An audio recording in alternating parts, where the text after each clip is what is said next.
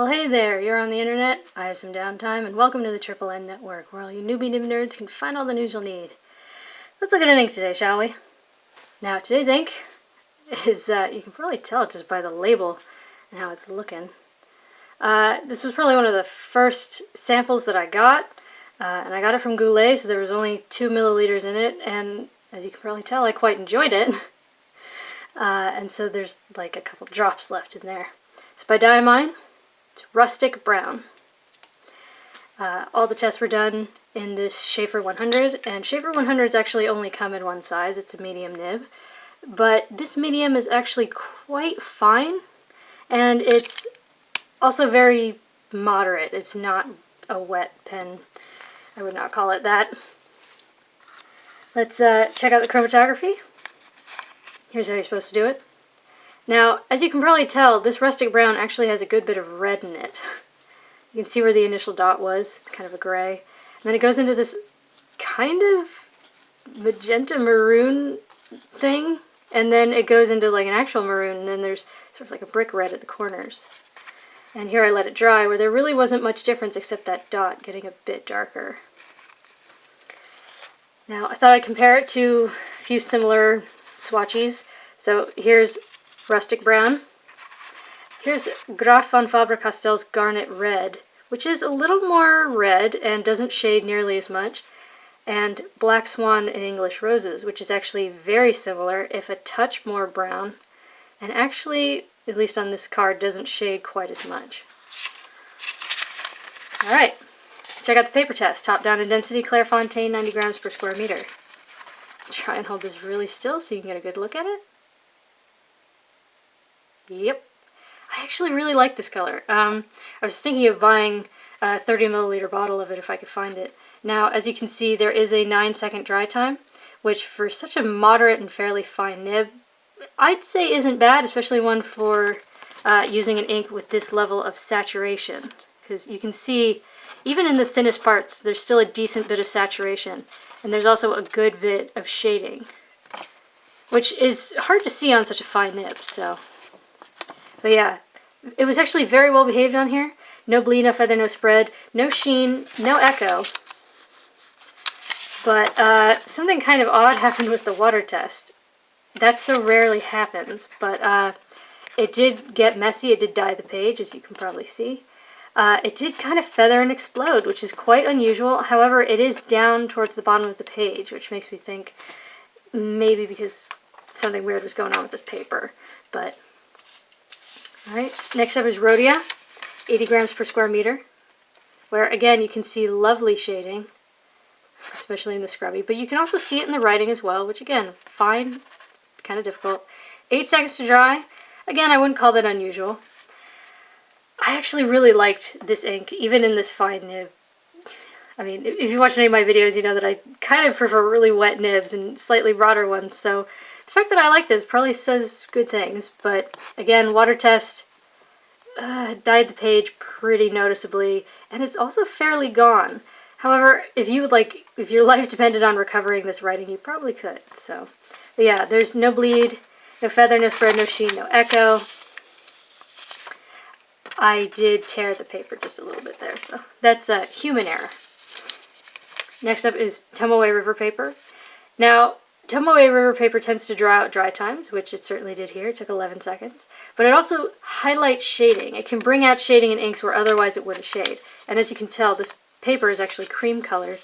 And if anything, this actually looks more red, more maroony on here. However, on here, it actually looks more of a, slightly more of a brown. Also, I don't know if you'll get this, but do you see in the scrubby? There's actually this dark halo around the wettest parts, and you see it in the writing as well. It's just most obvious in the scrubby. Yeah, really liked it. There's no bleed, no feather, no spread. There's no sheen, but those are, except for the sheen. Sometimes if you're going to see sheen anywhere, you'll see it on Tomoe River, but it's very rare you'll find bleed, feather, spread on Tomoe River. However, this ink is fairly dark. I'd call it a dark medium brown, and this paper is obscenely thin. So even in this fine nib, you are going to get a bit of an echo, but of course that is, it's always to taste. Next up is awful 20-pound copier paper, Alright, we're going to try and bring this in close so you can get a good look. I'm going to try and hold it still, but I'm highly caffeinated today. You see that? You see that really wet, woolly texture? And it definitely feathers. I mean, it doesn't just get woolly, you can see how the little feathers are breaking off. So, yeah, not great. It took 1 second to dry. In such a, what I would call, I mean, except for the designation written on the nib, if it weren't designated, I would have assumed this is a fine. A European fine, but a fine. And it's very moderate, so the fact that it's having this kind of trouble, because there is spread as well. The line width got broader on the more absorbent paper. And this is particularly disappointing. And bear in mind, we've got a light coming right this way, so the fact that you can pretty much read this is actually kind of disconcerting. Now, this is the world's worst 20-pound copier paper, so maybe one step up would be a little bit better, or maybe an extra fine.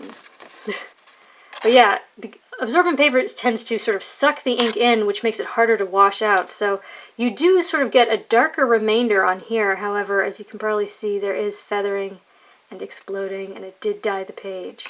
So, something to be aware of. Next up is Mead Notebook Paper, where it actually did a little better, and it actually did a little better than I would have anticipated, considering how bad the showing was on the copier paper. Now here, it did take 2 seconds to dry. You don't really have any shading left. You didn't on the copier paper either. But if you come in close, you don't actually get feathering. Not really. You get a little bit of a woolly texture, but you don't get full feathers, which is rather nice. There is a teeny bit of spread, but it's almost unnoticeable compared to the copier paper. And the bleed, considering this paper is even more thin than the copier paper, you can sort of see through, like with the light, but it doesn't actually get to the other side. So that's encouraging. Now, again, this is a fairly absorbent paper, so just suck the ink in and make it harder to wash out. However, it does sort of turn a maroony color, loses a lot of the brown, and it definitely dyed the page. And it did kind of feather and explode. However, again, if your life depended on it, you probably could recover the writing. Now, lastly is Moleskine Notebook Paper, which I usually hate because it's awful. However, on here, since I've now set my standards so low for Moleskine paper, this one actually did fairly well in my eyes. Took 4 seconds to dry. You actually kind of retain a little bit of shading, like you see there versus the top of the O, or that part of the U versus that part. So that's kind of interesting. I don't know why the dry times took so long, but also if we bring it in close, you don't really get much or any feathering. And when you do, it's sort of just the odd one, and it just sort of pops out. It's not all over the place. The color is actually still fairly nice. Quite well behaved in that regard. However, you do get some show through that very nearly makes it to the other side. That is pretty much on the other side. A lot of these are just very, very close. However, much better than I would have anticipated. So perhaps an extra fine, but yeah, this paper really hates water. So when you combine ink and water, two things that really piss off this paper, you're gonna have some problems. I don't know if you could recover that if your life depended on it. But yeah, definitely feathered, exploded, it's a mess, so. Well, there you go. There's Diamine's Rustic Brown. Oh, rolling away. It's actually a very lovely sort of like maroony, sort of chestnutty brown. It definitely has some red in it. It's very pleasant. It's actually more well behaved than I would have anticipated on papers that I don't expect much from. Flow is very steady. I'd say it's a 5.5 out of 10. Just, ready. You don't have to sort of fight it, and yet it's not flowing out of the nib at obscene rates. So, yeah. Let me know your experiences with this ink in the comments down below for your consideration from the Triple N Network. If you liked the video, please give it a thumbs up. If you'd like to see more, please subscribe to the channel. And thanks for watching. Bye.